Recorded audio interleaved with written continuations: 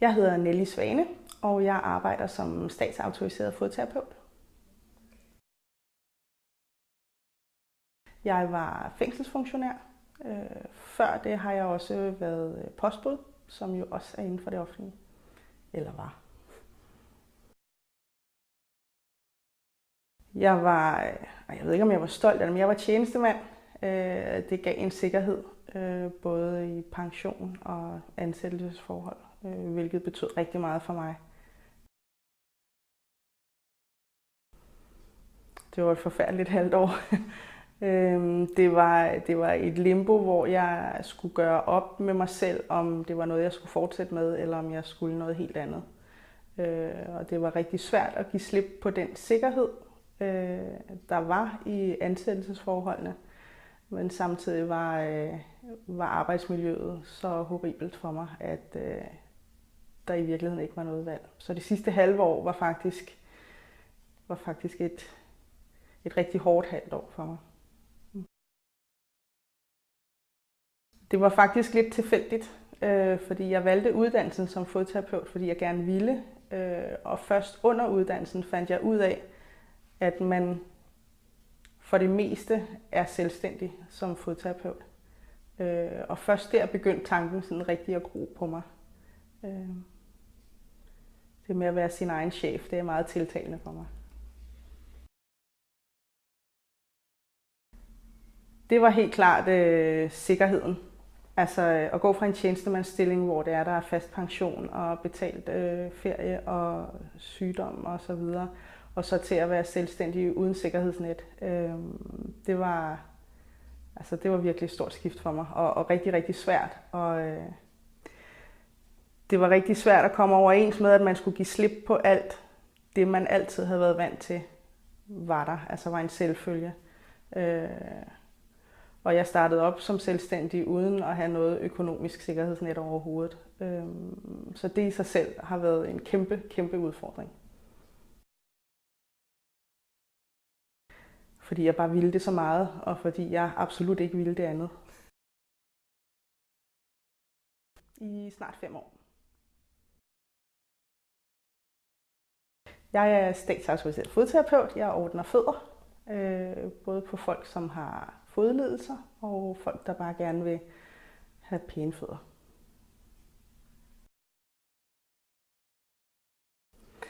Den er faktisk ret blandet efterhånden. Vi har selvfølgelig en rigtig stor procentdel af ældre pensionister. Vi har rigtig mange diabetikere, som kommer og får ordnet fødder, fordi der kan opstå nogle fodlidelser hos diabetikere, som der skal holdes øje med. Men det er faktisk meget blandet, og der er kommet flere og flere yngre. Der er også kommet flere og flere mænd, der har fundet ud af, at det altså ikke er pedikyre, jeg sidder og laver som fodterapeut, at jeg rent faktisk hører under sundhedssystemet og har en sundhedsfaglig uddannelse. Og har et andet blik på fødderne, end en skønhedssalon for eksempel har.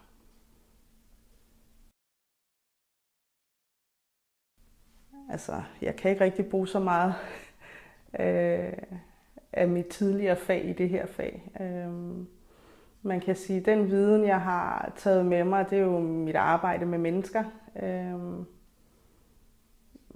Og jeg er meget opmærksom på, hvordan mit arbejdsmiljø skal være.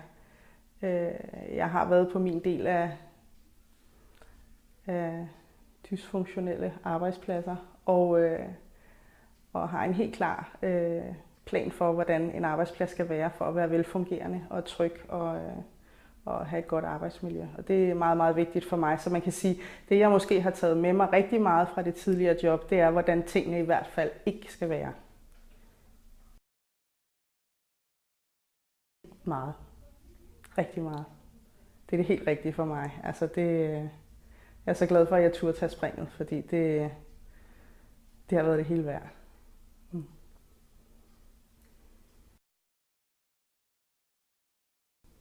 Altså at være ansat i en offentlig stilling på så stor en arbejdsplads, er der utrolig meget, der ikke fungerer. Der er rigtig meget ledelse, der ikke fungerer. Der er utrolig mange omstruktureringer. Jeg var ansat i 8 år i Kriminalforsorgen, og jeg mener, der var 5 omstruktureringer på de 8 år.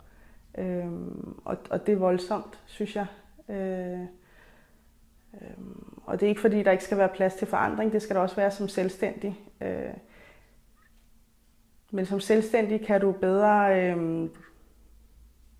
du kan udnytte dine egne kompetencer meget bedre, når du er din egen chef, end når det er, at du skal passe ind i så stor en arbejdsplads, som det var. Og det synes jeg er en kæmpe force som selvstændig.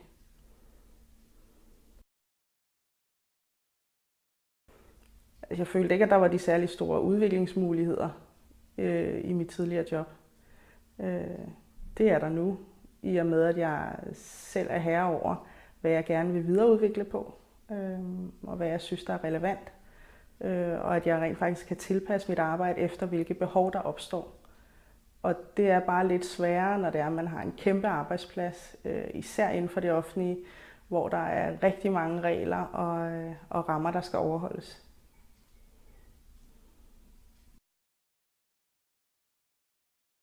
Ja, altså der er jo sket et kæmpe skift. Altså, jeg arbejder utrolig meget i forhold til før.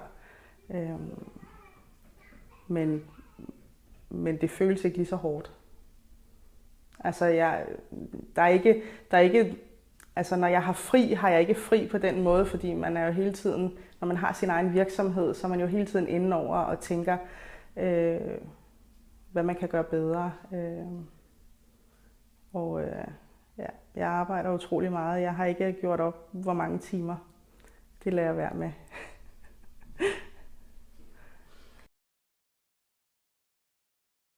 Positivt faktisk. Og med stor tiltro til mine evner i virkeligheden. Men måske har nogle af dem selvfølgelig også været lidt nervøse for, at jeg slap sikkerhedsnettet. Fordi de jo gerne ville mig det bedste. Det har nok mest været min familie. Men jeg har ikke følt, at der er nogen, der ikke har troet på mine evner til at tage springet. Så det har været positivt. Ja. Jeg er mere tilfreds. Jeg stiller også rigtig store krav til mig selv, og jeg stiller faktisk også store krav til mine omgivelser og min arbejdsplads. Det gjorde jeg nok også før, men før var der bare ikke rigtig mulighed for at følge noget til dørs på samme måde, som der er, når man er selvstændig. Jeg er i hvert fald mere glad. Det er helt klart. Og ikke kun fordi jeg er min egen chef, men også på grund af selve arbejdsmiljøet. Ja. Jeg laver noget nu, som folk er glade for, at jeg laver. Og det er rigtig rart.